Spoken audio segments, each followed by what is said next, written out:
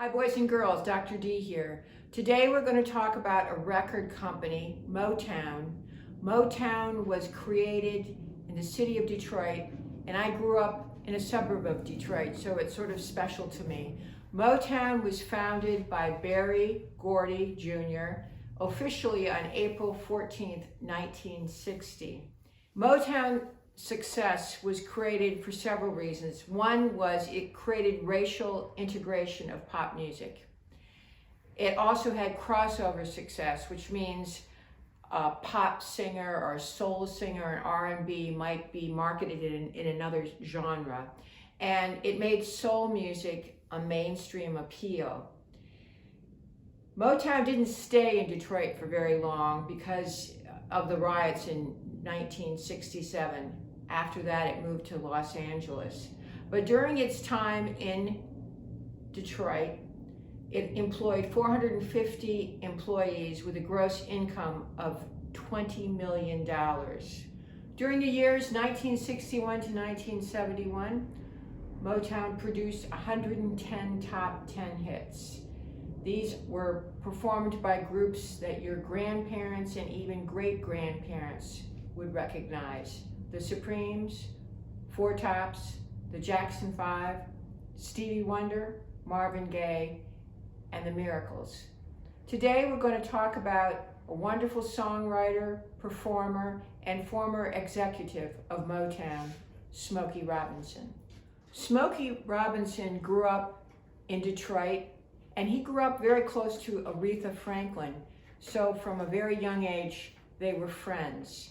Smokey Robinson was born in 1940, and he started a group called the Miracles, and that was one of the first acts to sign with Motown.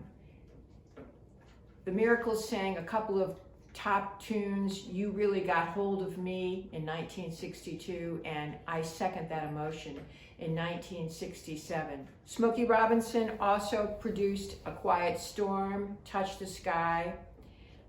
He did a gospel album called Food for the Spirit, and more recently he did an album called Timeless Love, which has a lot of songs that are oldies but goodies, as people say, by Cole Porter and George Gershwin. I'm going to play for you one of the songs that he's recorded on Timeless Love by Cole Porter, called I've Got You Under My Skin. Cole Porter was born in 1891 and he died in 1964. And if you remember back in the fall, George Gershwin, who wrote Rhapsody in Blue and I've Got Rhythm and many, many other songs, Cole Porter and George Gershwin were colleagues. They were writing at about approximately the same time.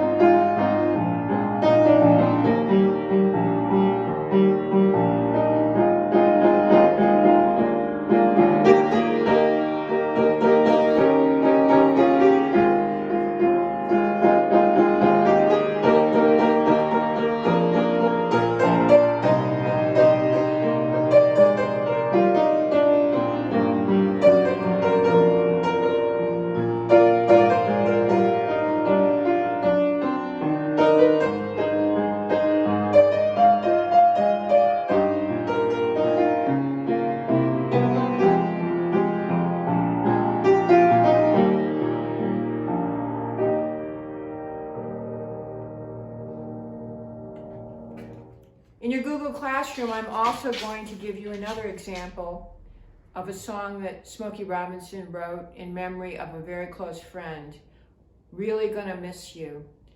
And he actually sang part of this song at the funeral of the great Queen of Soul, Aretha Franklin.